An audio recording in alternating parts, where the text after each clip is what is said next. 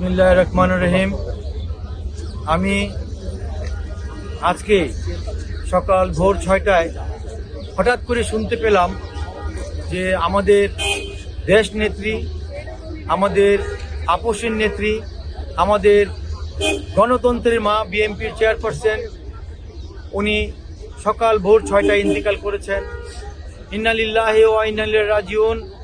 আমরা বিএনপি পরিবার, জিয়া পরিবার, সকল দেশবাসী দল মত নির্বিশেষে আমরা তার জন্য দোয়া কামনা করছি। আল্লাহ যেন তাকে জান্নাতুল ফেরদৌস নসিব করেন, ক্ষমা করেন এবং জিয়া পরিবারকে যেন এই শোক কেটে ওঠার তৌফিক দান করেন। আল্লাহ যেন রহমত করেন। আজকে আমাদের নেত্রী এত জনপ্রিয়তা কেন হয়েছে? আমরা কেন কাঁদছি? আমাদের ভিতরে কেন বোকা চাপা কান্না? আমাদের ভিতরে কেন এত ব্যথা কষ্ট? সেটা হলো এই নেত্রী উনি আদর্শের নেত্রী ছিলেন। উনি আপোষ হন নাই অন্যায়ের কাছে। উনি মানুষকে ভালোবাসতেন, উনি দেশকে ভালোবাসতেন, উনি গণতন্ত্রের মা উপাধি পেয়েছেন, আপোষের নেত্রী উপাধি পেয়েছেন। উনি এই সার্বভৌমত্বকে ভালোবাসতেন, এই বাংলাদেশের মানচিত্রকে ভালোবাসতেন। তাই উনি সবসময় বলতেন যে দেশের বাইরে আমার কোনো ঠিকানা নেই, আমার এই দেশেই ঠিকানা, আমি মরলে এই দেশেই মরবো। উনি এই কথাটা বলতেন এবং ওই কথাটাই আল্লাহ তাআলা কবুল করেছেন, কারণ উনি দেশকে ভালোবাসতেন, এই দেশের মানুষকে ভালোবাসতেন।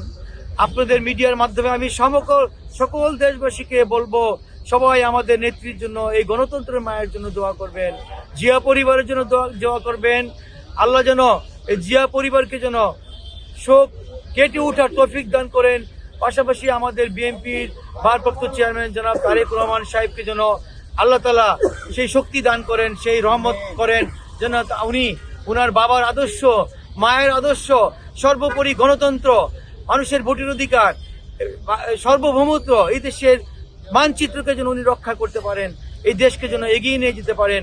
আগামীতে একটি সংসদ নির্বাচন হবে, গণতন্ত্র সরকারের মাধ্যমে একটি গণতন্ত্র সরকার আসবে ইনশাল্লাহ। আমাদের ভারপ্রাপ্ত চেয়ারম্যান তারেক রহমান সরকার গঠন করে দেশকে সুন্দরভাবে এগিয়ে নিয়ে যাবেন, একটি সুন্দর বাংলাদেশ, সুন্দর জাতি উপহার দিবেন। তাই উনি ওনার জন্য দোয়া করবেন।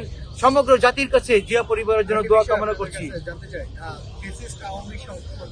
হচ্ছে যে আমাদের নেত্রী সবসময় একটি কথা বলতেন যে কোনো মানে উনি ঐক্যের কথা বলতেন, উনি সবসময় ঐক্যের কথা বলতেন এবং সবাইকে নিয়ে দেশ গড়ব সেটার কথা উনি বলতেন। আর আমাদের এই দলের ইনশাল্লাহ কোনো সমস্যা হবে না। আমার বিশ্বাস, আল্লাহর রহমতে আমরা আশাবাদী, বিশ্বাস করি আমাদের ভারপ্রাপ্ত চেয়ারম্যান তারেক রহমান দলকে সুসংগঠিত করে এগিয়ে নিয়ে যাবেন।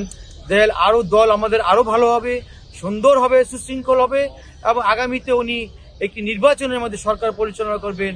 এবং আমার বিশ্বাস এই নেত্রী আপনার মানুষের যে ভালোবাসা পেয়েছেন, এটার কারণ হলো উনি আপোষ হননি।